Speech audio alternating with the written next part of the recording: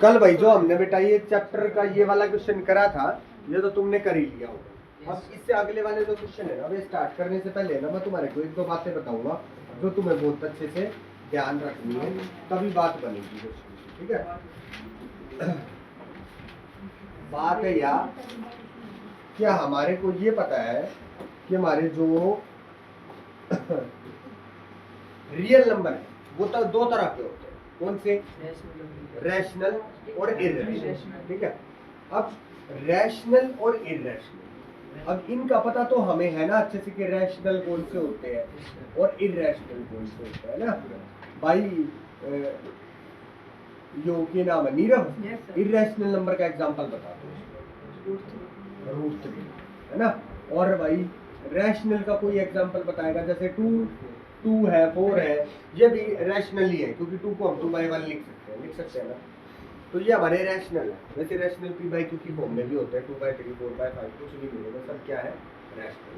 अब बात हमारी ये है कि रैशनल और इर्रेशनल को हम जब हम इनके ऊपर ऑपरेशन अप्लाई करते हैं, ऑपरेशन मतलब प्लस करेंगे, माइनस करेंगे या मल्टीप्लीकेशन करेंगे, जब हम रैशनल और रैशनल को आपस में मल्टीप्लाई करें या प्लस करें या सब्ट्रैक्ट करें, तो कंफर्म बात है यहाँ पर यही दो चीजें मान के चलो, तुम इसको छोड़ो, तो क्या आएगा? हमेशा रैशनल नंबर ही आएगा, है ना।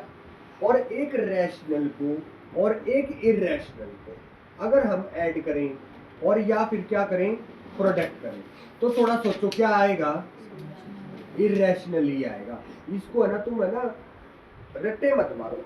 नॉर्मली अगर तुम ये चीज भूल जाओ ना तो थोड़ा सा दिमाग में वैसे ही लेकर के आओ। 2 + √3 क्या हो जाएगा?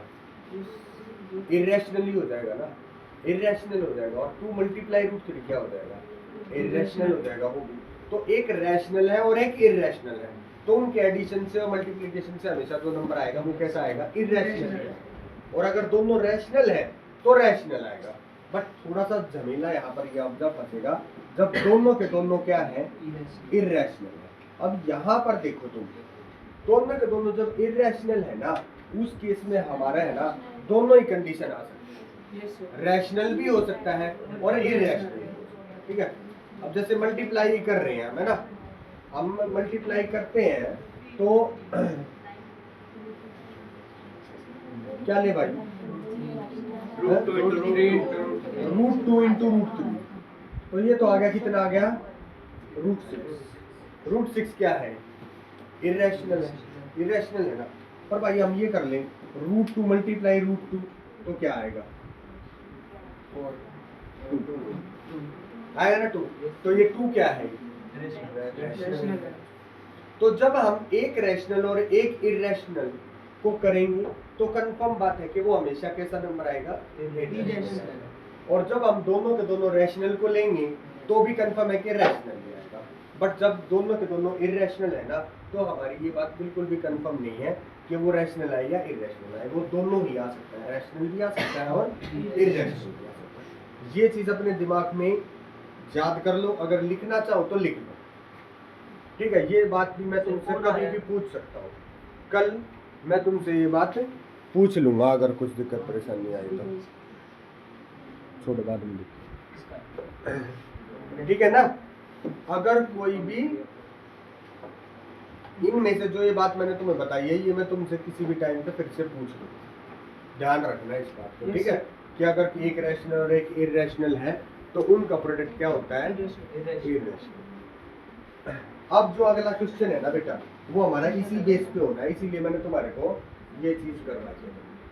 क्योंकि अगला क्वेश्चन जो हमारा है ना वो है ये वाला, कि भाई हमारा है 5 - √3 को प्रूव करना है हमारे को। ये क्या है? एक इर्रेशनल नंबर है। क्या है? 5 - √3। अब 5 - √3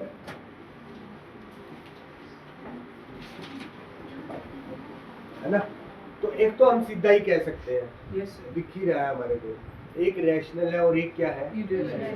दोनों का एडिशन लगा लो, सब्ट्रैक्शन लगा लो, क्या होता है? इर्रेशनल होता है, सीधा भी लिख सकते हैं, ठीक है। और इसी क्वेश्चन को एक और तरीका है करने का, वो क्या है? सेम पिछले वाला। हम क्या करेंगे? हम इसे लेट कर लेंगे क्या कि ये रैशनल है, ये इर्रेशनल है ही, हम क्या करेंगे, लेट पाई माइनस रूट 3 से इरेशनल। और अगर ये इरेशनल नंबर है ना तो हमने क्या कर दिया, इसे p बाई क्यू की फॉर्म में राइट कर दिया, जहां पर q is not equal to 0 है और p एंड q कॉम्प्राइम है ना। अब हम क्या करेंगे, रूट वाले नंबर को एक तरफ रख लेंगे और सभी को क्या करेंगे, दूसरी तरफ ले जाएंगे। तो यहाँ पर तो ये 5 को रखो, इस p बाई क्यू को इधर ले आओगे तो माइनस का p बाई क्यू, और रूट 3 को इधर ले जाओगे तो रूट 3, ठीक है ना। अब ये बात कंफर्म है कि 5 भी एक क्या है, रैशनल नंबर है, और p बाई क्यू भी क्या है, एक रैशनल नंबर, ठीक है बेटा। p बाई क्यू भी रैशनल, तीसरी बार फोन आया p बाई क्यू भी क्या है, एक रैशनल नंबर, ध्यान रखना, ठीक है बेटा। हमारे को पता है कि 5 भी क्या है, एक रैशनल, और p बाई क्यू भी रैशनल है ना। रूट 3 का हमें ऑलरेडी पता है कि वो एक इरेशनल नंबर है ना। अब ये इस तरफ आ गया तो ये नंबर क्या है, क्लियरली पता है हमारे को, ये एक रैशनल नंबर है ना। और उधर रूट 3 का भी हमें क्लियरली पता है वो क्या है, एक इरेशनल। अब हमने जो प्रूव कर दिया, क्या प्रूव कर दिया, एक रैशनल और एक इरेशनल को इक्वल प्रूव कर दिया, और ये कभी भी पॉसिबल ही नहीं।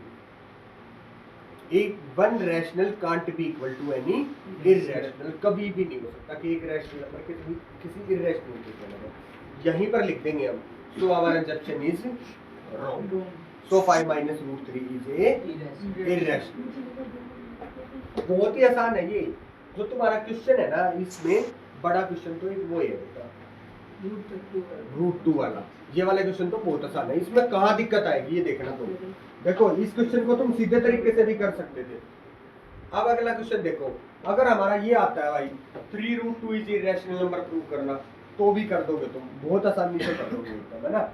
और अब अगर इसके क्वेश्चंस पे आते हैं हम, देखो इस क्वेश्चन में 3 plus 2 root 2 is irrational number भी प्रूव कर दोगे, 6 प्लस रूट 2 भी इरेशनल प्रूव कर दोगे, 1 बाय रूट 2 भी कर दोगे, 7 रूट 5 भी इरेशनल प्रूव कर दोगे। फंसोगे कहाँ, वो क्वेश्चन इसमें दे ही नहीं होता। देखो मैं तुम्हें बताता हूँ, हमारे को क्वेश्चन दे दिया ये बाई रूट 2 प्लस रूट 3 वो इरेशनल नंबर प्रूव कर दो। यहाँ पे हमारे दोनों ही मेथड फेल हो जाएंगे, क्योंकि इसमें दोनों है इरेशनल, हमें पहले से पता है रूट 2 भी इरेशनल है। हम ये भी नहीं लिख सकते कि sum of 2 irrational is always irrational, क्योंकि कभी भी होते ही नहीं। सम ऑफ 2 इरेशनल कभी कभी रैशनल भी हो सकते हैं ना। प्रोडक्ट भी उनका यहाँ तो सम हो रहा है, ठीक है ना। तो हम यहाँ काम हमारा हो गया फेल। और दूसरी बात ये है कि अगर हम इसको लेट करते हैं p बाई क्यू की फॉर्म में, हम ये मान लेते हैं कि ये एक रैशनल नंबर है, तो इसे हमने क्या लेट कर लिया, p बाई क्यू की फॉर्म में लेट कर लिया। अब हमारी ऐसी कोई कंडीशन बन ही नहीं सकती है कि एक रूट नंबर पूरा एक तरफ आ जाए और दूसरा सारा एक तरफ आ जाए, क्योंकि ये इस तरफ जाएगा तो सीधी सी बात है ये एक इरेशनल नंबर है, और रैशनल प्लस इरेशनल क्या हो जाएगा, इरेशनल। और इरेशनल तो इक्वल हो सकते हैं ना, तो वहां भी हमारी गड़बड़ हो जाएगी। तो यहाँ पर हमें क्या करना है, इस क्वेश्चन में पहले हमें ना यहीं पर स्क्वेयरिंग बोथ साइड करनी है। जैसे हम स्क्वेयरिंग बोथ साइड करेंगे ना, हमारी ये दो रूट है ना एक ही रूट में कन्वर्ट हो जाएंगे। देखो ध्यान दो, तो इसका भी स्क्वेयर कर दिया और इसका भी क्या कर दिया, स्क्वेयर कर दिया। अब ये बात तो कंफर्म है कि स्क्वेयर है तो भाई वो क्या है, रैशनल का स्क्वायर तो रैशनल ही रहता है ना। अब ये क्या हो गया हमारा 2 प्लस 3 प्लस 2 रूट 6। अब ये बताने की जरूरत है क्या ये कैसे हुआ, नहीं ना, a square plus b square plus 2a। अब हमारा क्वेश्चन सेम बन गया, 5 plus 2 root 6 is equal to p square by में, ठीक है। अब 5 को उधर ले जाओ, क्योंकि अब हमारा जैसा क्वेश्चन हम चाह रहे थे वैसा ही। अब 5 को उधर ले जाओ, 2 रूट 6 क्या है, p square by q square minus 5। 2 को इधर ले जाओगे तो root 6 is equal to half into में p square by q square minus हो गई। अब तुम यहाँ लिख सकते हो कि 1 irrational and 1 rational can't be equal. 2 यहाँ मल्टीप्लाई में था, यहाँ डिवाइड में आ गया, 1/2 हो तो गया। यहाँ ऊपर 2 था, यहाँ 1/2 नहीं हो गया। तो अब हम यहाँ लिख सकते हैं कि 1 रैशनल 1 इरेशनल कांट बी। तुम्हारा एनसीईआरटी के अकॉर्डिंग है ना, सिलेबस है ना तुम्हारा, फर्स्ट चैप्टर पूरा हो, ये एनसीईआरटी में इतना ही था, ठीक है। पर बेटा ये क्वेश्चन एनसीईआरटी से थोड़ा सा बाहर है, पर ऐसे ऐसे क्वेश्चन आएंगे अभी मैं तुम्हारे को जो कल से वर्कशीट कराना चालू करूंगा उसमें भी बहुत क्वेश्चन इस तरह के आएंगे, थोड़े से स्टेटमेंट वाले क्वेश्चन भी आएंगे, जो मैंने तुम्हें कहा था कि स्टेटमेंट वाले क्वेश्चन करवाऊंगा, ठीक है ना। अब तुम्हारे को ये दोनों तीनों क्वेश्चन जो तुम्हारी एक्सरसाइज में, ये सारे ये दोनों क्वेश्चन मेरे को अभी तुम फटाफट करके दिखाओगे, जिसमें root 5 irrational number, prove that 3 + 2 √2 is irrational, ये दोनों क्वेश्चन। अब तू है ना ये रूट 5 इरेशनल नंबर, तू इसको करो, ठीक है। √5 भी करो, बिल्कुल करो, क्योंकि निबे से करा था, आज फिर से करो।